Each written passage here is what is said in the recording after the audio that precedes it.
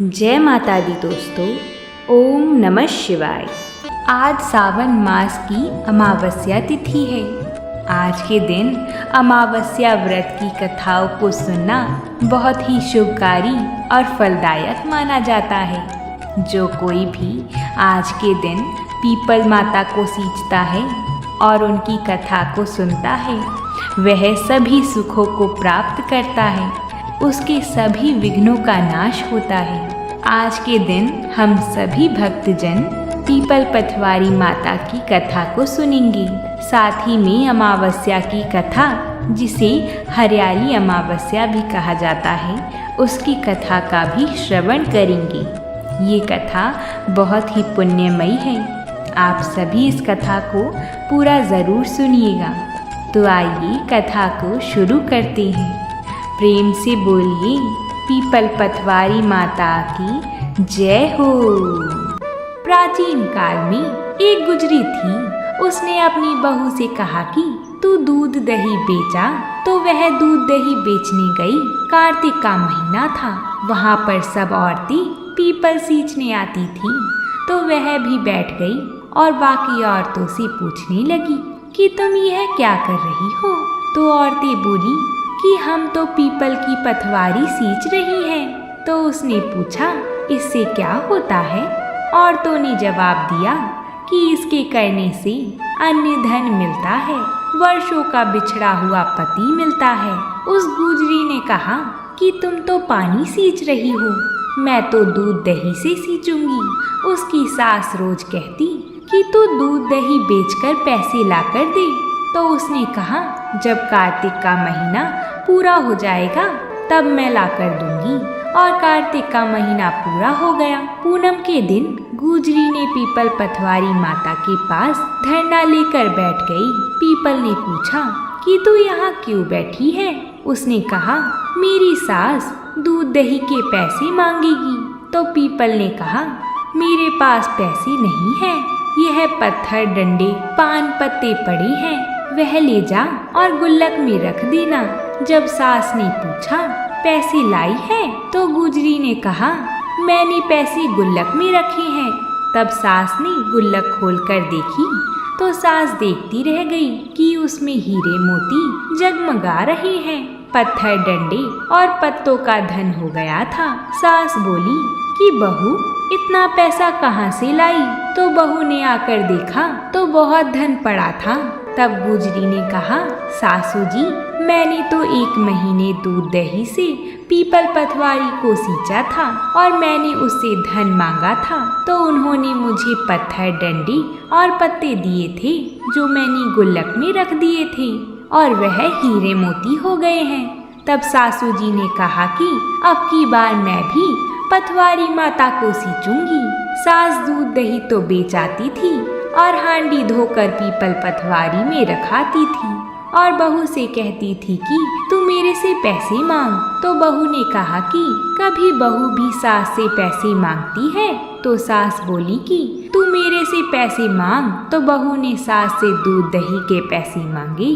तो सासू जी भी पीपल पथवारी माता के पास जाकर धरना लेकर बैठ गईं। तो डंडे पत्ते पान भाटे उसे भी दिए और कहा, गुल्लक में जाकर रख देना। फिर घर आकर सास ने गुल्लक में वह सब कुछ रख दिया। बहू ने जब पैसे मांगी तो सास बोली कि गुल्लक में रखे हैं।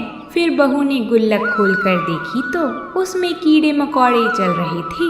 गुजरी ने सास से कहा, यह क्या है? तो सास देखकर बोली कि पीपल पथवारी माता ने तेरे को तो अन्न धन दिया और मुझे कीड़े मकोड़े दिए।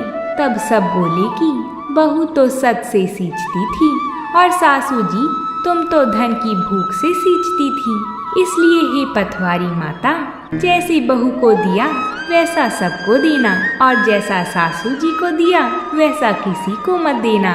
तो बोलिए पीपल पथवारी माता की जय। आइए अब हम सुनते हैं हरियाली अमावस्या की कथा को। प्राचीन समय की बात है। एक नगर में एक ब्राह्मण और ब्राह्मणी रहा करती थी। वे दोनों भगवान की परम भक्त थी। उनके घर में सब कुछ था, पर उनके कोई संतान नहीं होने से वे अति दुखी रहते थे। एक दिन ब्राह्मण ने अपनी पत्नी से वन में तपस्या करने जाने के लिए कहा।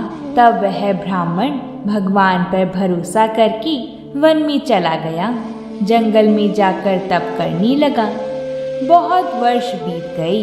उसको वैराग्य हुआ कि अब अपना जीवन समाप्त कर दूंगा। इस प्रकार सोचकर वह पेड़ की डाली पर फांसी का फंदा लगाकर मरने को तैयार हो गया। तब सुख अमावस्या माता प्रकट होकर बोली, देख ब्राह्मण, तुम्हारे 7 जन्म तो कोई संतान नहीं लिखी है, किंतु मैं तुम्हें 2 कन्या का वरदान देती हूँ। एक का नाम अमावस्या, दूसरी का नाम पूनम रख देना। तेरी स्त्री को कहना कि सुख अमावस्या का व्रत या उपवास करी। अमावस्या के दिन 1 कटोरी चावल भरकर उस पर दक्षिणा रखकर किसी मंदिर में रखाना।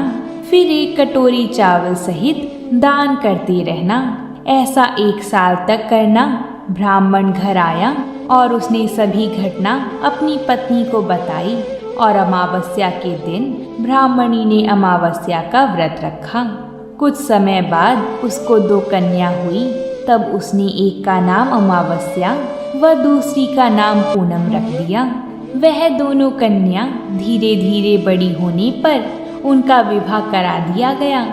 बड़ी बहन अमावस्या धार्मिक थी, बल्कि छोटी बेटी भगवान को बिल्कुल ही नहीं मानती थी। बड़ी के घर में तो सुख समृद्धि का भंडार भरपूर था, पर छोटी बहन पूनम की दुख का पार नहीं था।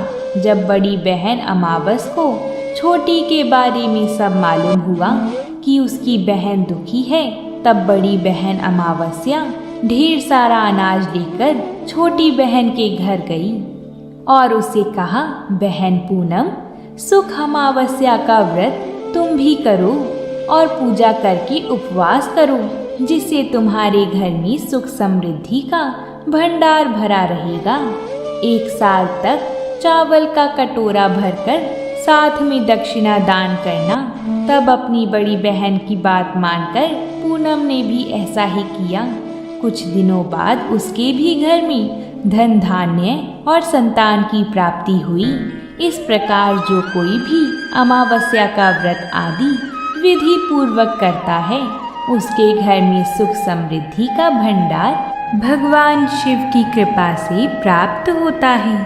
तो बोलिए भगवान शिव शंभू की जय हो।